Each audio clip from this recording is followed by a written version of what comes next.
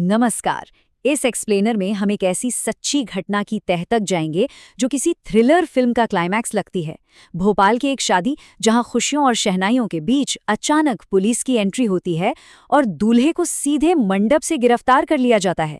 आखिर इस चमक धमक वाले समारोह के पीछे क्या काला सच छिपा था? चलिए इसके हर पहलू को समझते हैं।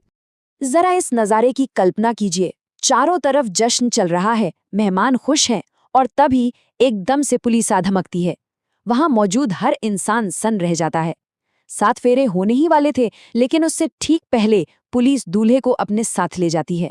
एक तरफ हाथों में मेहंदी और चेहरे पर हल्दी थी, और दूसरी तरफ दूल्हे के हाथों में हथकड़ियां। अब यहाँ सबसे बड़ा सवाल ये खड़ा होता है कि पुलिस ने ठीक मंडप पर ही छापा क्यों मारा?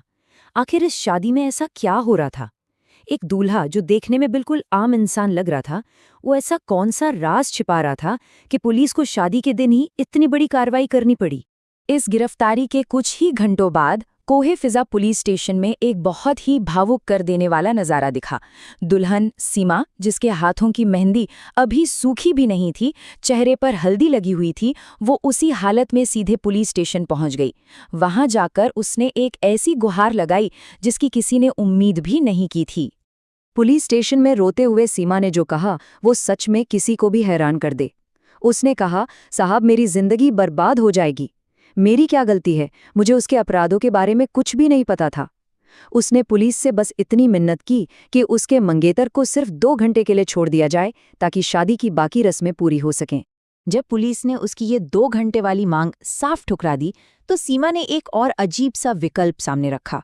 उसने कहा कि अगर उसे रिहा नहीं कर सकते तो कम से कम पुलिस कस्टडी के अंदर ही फेरे लेने की इजाजत दे दी जाए। लेकिन जाहिर है पुलिस अधिकारी अपनी बात पर अडिग रहे और ये मांग भी खारिज कर दी गई। तो चलिए अब इस बात की गहराई में चलते हैं कि सीमा का ये मंगेतर आकाश नीलकंठ उर्फ भूरा, जिसके साथ वो 6 साल से रिश्ते में थी, वो असल में है कौन? और पुलिस उसे किसी भी कीमत पर हिरासत में क्यों रखना चाहती थी? पूरे 31, जी हाँ, 31। ये कोई छोटा मोटा नंबर नहीं है। ये आकाश के खिलाफ दर्ज आपराधिक मामलों की कुल संख्या है।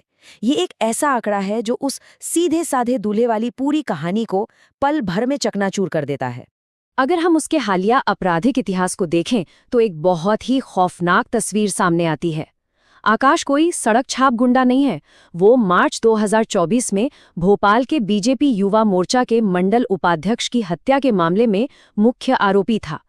इस केस में वो 18 महीने जेल में रहा, और हैरानी की बात तो यह है कि वो करीब 4 महीने पहले ही जमानत पर बाहर आया था। और कहानी सिर्फ यहीं खत्म नहीं होती। आकाश कोई अकेला काम करने वाला अपराधी नहीं है। वो भोपाल के एक बेहद संगठित आपराधिक गिरोह का कथित सरगना है, जिसे इल्लीगल गैंग कहा जाता है।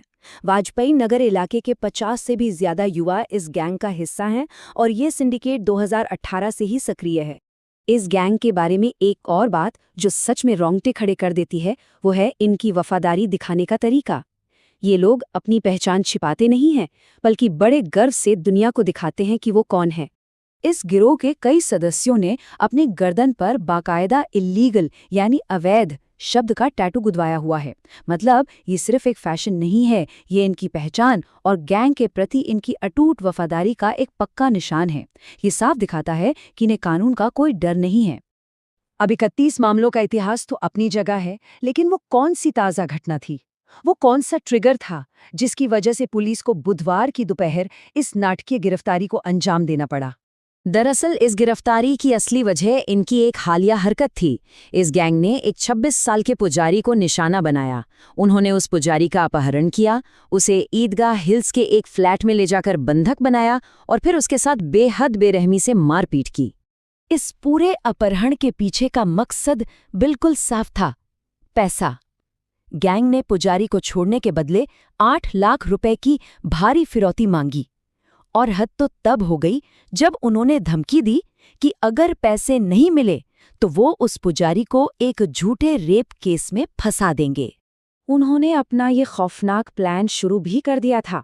गैंग ने पुजारी के भाई से जबरन 50,000 रुपए ऑनलाइन ट्रांसफर करवा लिए थे।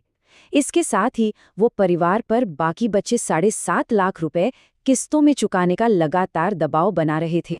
लेकिन उनका ये क्रूर खेल तब पलट गया जब 11 मार्च को एक चमत्कार हुआ।